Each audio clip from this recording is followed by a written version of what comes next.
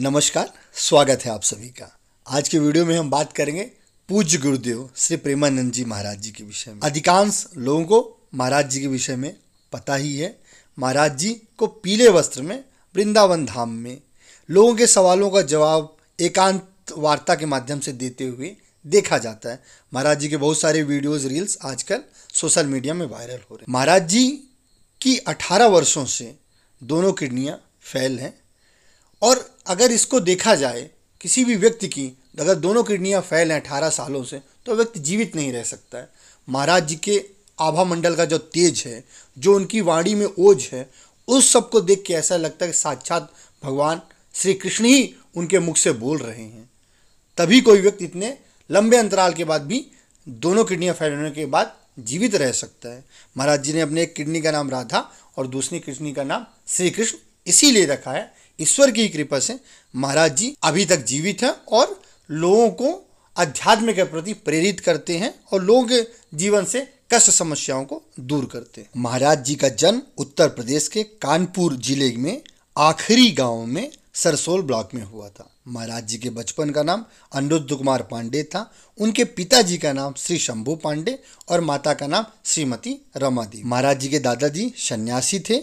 बुजुर्गों के आशीर्वाद होने की वजह से उनके घर का वातावरण अत्यंत शुद्ध, निर्मल और भक्तिपूर्ण रहता था। उनका पूरा परिवार संत होने की वजह से उनके घर में संतों और महात्माओं का आना जाना लगा रहता था। संतों महात्माओं के आने जाने के कारण महाराज जी को बचपन से ही अध्यात्म के प्रति रुचि बढ़ गई। आपको बता दें, कक्षा 5वीं में आते आते प्रेमानंद जी महाराज जी लगभग सभी प्रकार की चालीसाएं कंठस्थ कर ली थी। वह हर रोज 10 से 15 प्रकार की चालीसाओं का पाठ करते थे और तिलक लगाकर स्कूल जाते थे। तिलक लगाकर कई बार स्कूल जाने के कारण महाराज जी के हंसी मजाक भी उड़ाया जाता था। बचपन के दिनों में महाराज जी को एक विचित्र ख्याल आया कि अगर माँ की मृत्यु हो जाएगी, पिता की मृत्यु हो जाएगी, तो इनका प्यार तो स्थायी है नहीं, हमेशा तो हमारे घर के सदस्य हमारे साथ रहेंगे नहीं।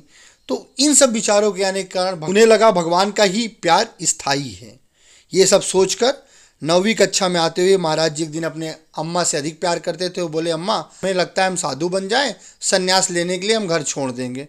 माता को लगा कि बालक अभी बचपन में ऐसी बातें कर रहा है, कुछ दिनों के बाद अपने आप भी उसका ये ख्याल चला जाएगा। लेकिन अगले ही दिन सुबह 3 बजे महाराज जी के मन में व्याकुलता उठती है। उन्होंने अपना जीवन भगवान के चरणों में समर्पण कर दिया और 13 साल की उम्र में महाराज जी घर छोड़कर अनंत यात्रा की तरफ प्रस्थान कर गए। घर छोड़ने के बाद महाराज जी को नैष्ठिक ब्रह्मचर्य में दीक्षित किया गया और उनका नाम बदलकर आनंद स्वरूप ब्रह्मचारी रखा गया। संन्यास स्वीकार करने के बाद महाराज जी का नाम आनंद श्रम स्वामी रखा गया। शुरुआत के दिनों में महाराज जी ने वाराणसी में तपस्या की। वाराणसी में तुलसी घाट में विशाल पीपल के वृक्ष के नीचे महाराज जी 3 टाइम गंगा स्नान करने के बाद ध्यान करते थे। यहीं पे भिखारियों की लाइन में 10 से 15 मिनट लगकर जो भी कुछ प्रसाद उस समय मिल जाता था तो पा लेते थे। अगर कुछ प्रसाद नहीं मिलता था तो गंगा जल पीकर अपना गुजारा करते थे।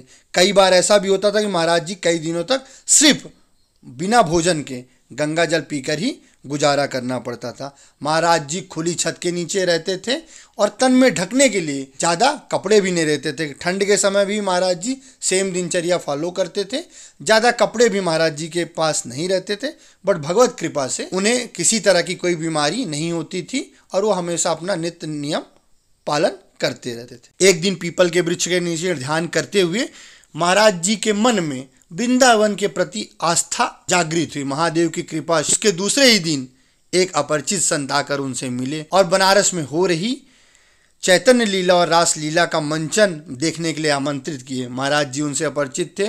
उन्हें 2-3 बार मना करने के बाद भी जब उन्होंने कई बार हट किया तो महाराज जी महादेव की कृपा समझकर उनके साथ लीला देखने चले गए। सुबह का समय था, चैतन्य लीला हो रही थी। महाराज जी चैतन्य लीला देखने के बाद रास लीला भी देखे और उस आयोजन में इतने खो गए कि महाराज जी पूरे 1 महीना तक इसका डेली मंचन देखने लगे। और मंचन देखने के बाद उनके मन में वृंदावन के प्रति और हमारे बिहारी लाल के प्रति इतनी आस्था जागृत हो गई कि वो वहाँ जाने के लिए सोचने लगे कैसे भी करके मुझे वृंदावन जाना है। इसके बाद संकट मोचन मंदिर के पुजारी जी ने महाराज जी को एक दिन प्रसाद दिया और उनके सहयोग से, सहायता से महाराज जी मथुरा के लिए ट्रेन में सवार होकर मथुरा पहुँचे और वहाँ पे भक्तजनों के सहयोग से महाराज जी फाइनली वृंदावन पहुंच गए। वृंदावन पहुंचने के बाद महाराज जी प्रारंभिक दिनों में वृंदावन की परिक्रमा करते थे और श्री बांके बिहारी जी के दर्शन करते थे। बांके बिहारी जी के मंदिर में उन्हें किसी संत ने कहा, क्यों नहीं आप श्री राधा वल्लभ मंदिर भी जाकर उनका दर्शन कीजिए। महाराज जी राधा वल्लभ मंदिर पहुंचे और राधा वल्लभ को निहारते ही घंटों खड़े रह गए। उनकी आंखों से अश्रु निकलने लग गए, वो प्रेम विभोर हो गए। उनके राधा वल्लभ के प्रति असीम भक्ति जागृत हो गई। वहां पे उन्हें आदरणीय गोस्वामी जी महाराज ने राधा सुधा निधि का एक श्लोक सुनाया और महाराज जी को उसका अर्थ बताया। श्री हरिवंश नाम जपने के लिए महाराज जी को प्रेरित किया। महाराज जी श्री हरिवंश नाम जपने के लिए अपने आप को असहज महसूस कर रहे थे, मगर वृंदावन की परिक्रमा करने के दौरान अगले दिन असहाय उनके मुख से हरिवंश महाप्रभु की कृपा नाम निकलने लगे और महाराज जी हरिवंश शक्ति के कायल हो गए। पूज्य श्री हित गौरी शरण जी महाराज ने संचारी भाव और नित्य भाव रस में विकसित किया।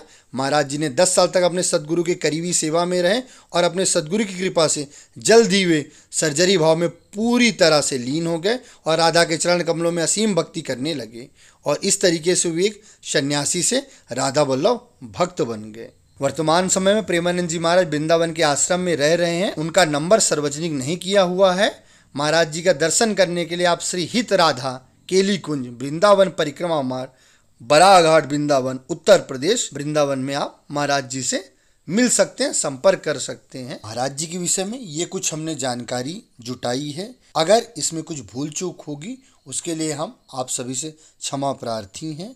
हमारे साथ बने रहें और अधिक जानकारी के लिए हमारे चैनल को सब्सक्राइब करें। धन्यवाद। राधे राधे।